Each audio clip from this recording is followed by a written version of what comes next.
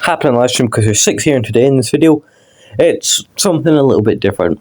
I thought I'd try something a little bit different for today. I'm not going to make this a constant thing, but I'm thinking about doing it every so often.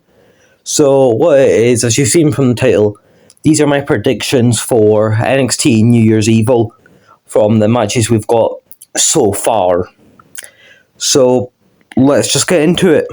So I'm starting off with the prediction for the women's North American title, number one contender.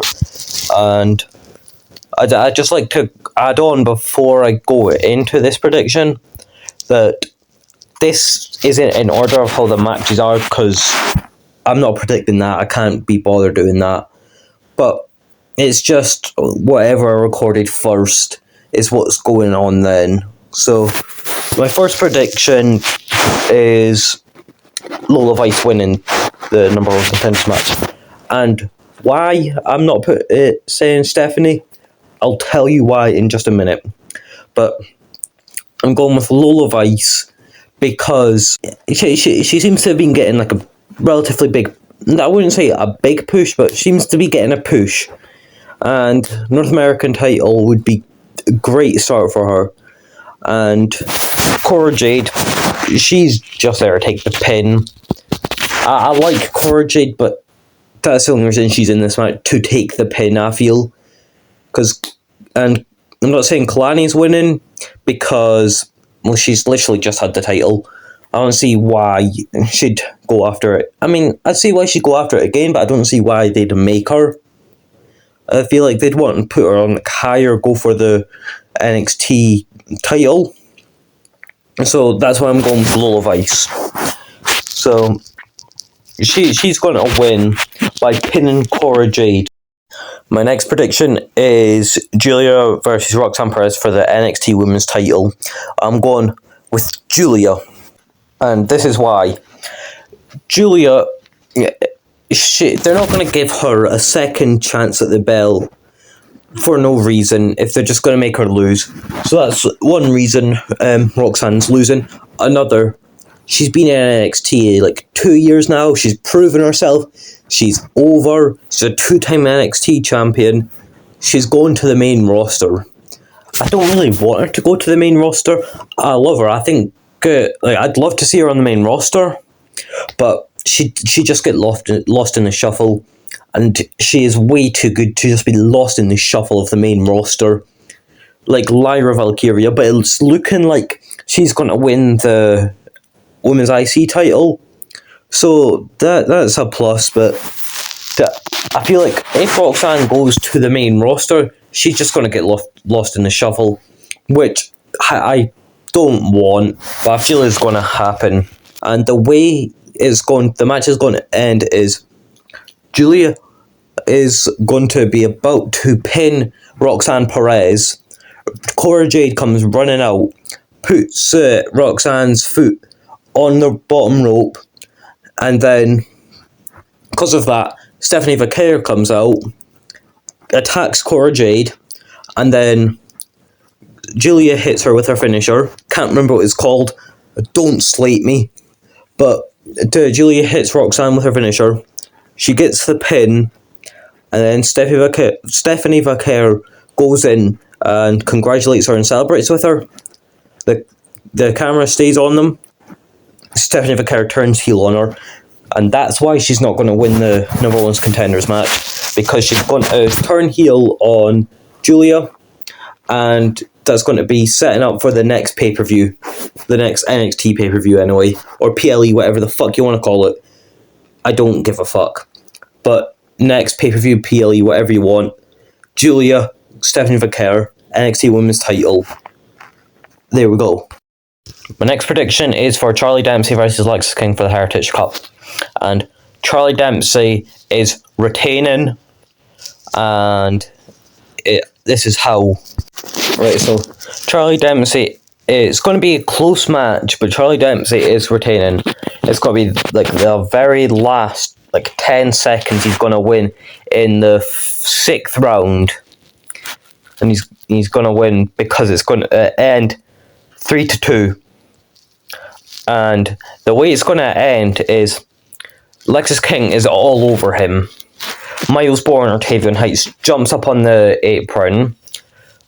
William Regal, and while they're distracting the ref and Lexus King, Lexus King turns to grab Charlie Dempsey, and what he didn't realise is William Regal has gave Charlie Dempsey some brass knuckles, and he's going to use them on Lexus King. Well, the back's turned because it's William Regal, and that's how he's going to win. But what they're going to do after the match is they're going to start acknowledging that William Regal is actually Charlie Dempsey's dad, which I could be completely wrong, but they haven't seemed to be doing since he came back.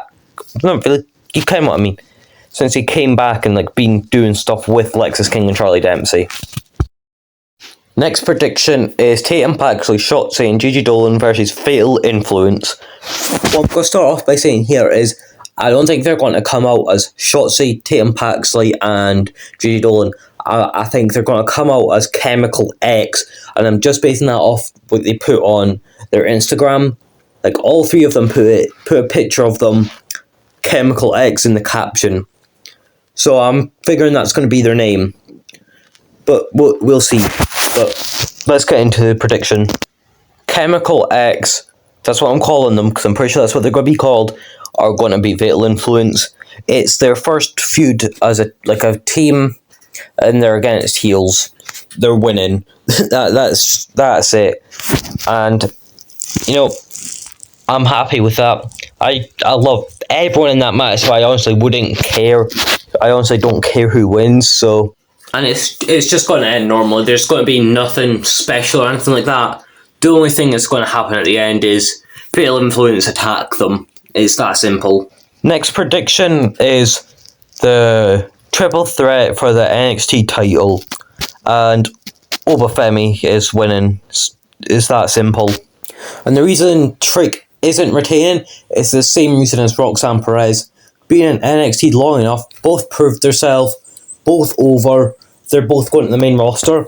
But the difference with Trick is it's a triple threat. So what I'm feeling they're going to do is Eddie Thorpe, he's obviously there just to take the pin. So Trick Williams doesn't look strong. I mean, fuck me.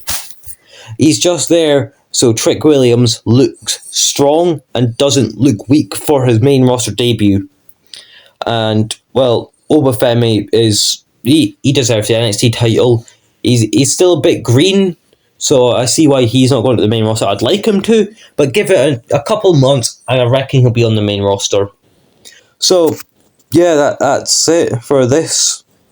And let's get into the next prediction. Right, so this one is last because I'm not 100% sure if this match is actually happening, but I'm pretty sure it is, judging by what Cedric Alexander said this past NXT. Javon Evans is wanting Ethan Page at New Year's Evil. So, I'm not 100% sure on that because, well, it didn't come from Javon Evans or Page, it just came from Cedric Alexander. But it wouldn't surprise me if the match does happen. But what I reckon will happen, if this match actually does happen, this is what's happening. Right, so what's going to happen in this match is Ethan Page is going to lose to Javon Evans, but just slightly. He's going to kick out as soon as it hits 3. And he's going to blame the ref for being incompetent or something like that. Then when Javon is celebrating, Ethan Page is going to grab like a chair or something, attack him with it. Eagles End, I think that's what it's called. But he's going to throw him through the announce table. And yeah, that's how this is going to end. It's going to be a best of 3 rivalry, similar to CM Punk and Drew McIntyre, but it's not going to be as personal. Actually, it could be, considering he apparently broke Javon's jaw in kayfabe. But it's going to be a best of 3 rivalry. Javon Evans is going to ultimately win it. And there we go. That's it for this video. So if you enjoyed it, tell me in the comments and I might do another one of these. If you didn't, also tell me so I know not to do it again. And don't forget to like and subscribe if you enjoyed. So, bye!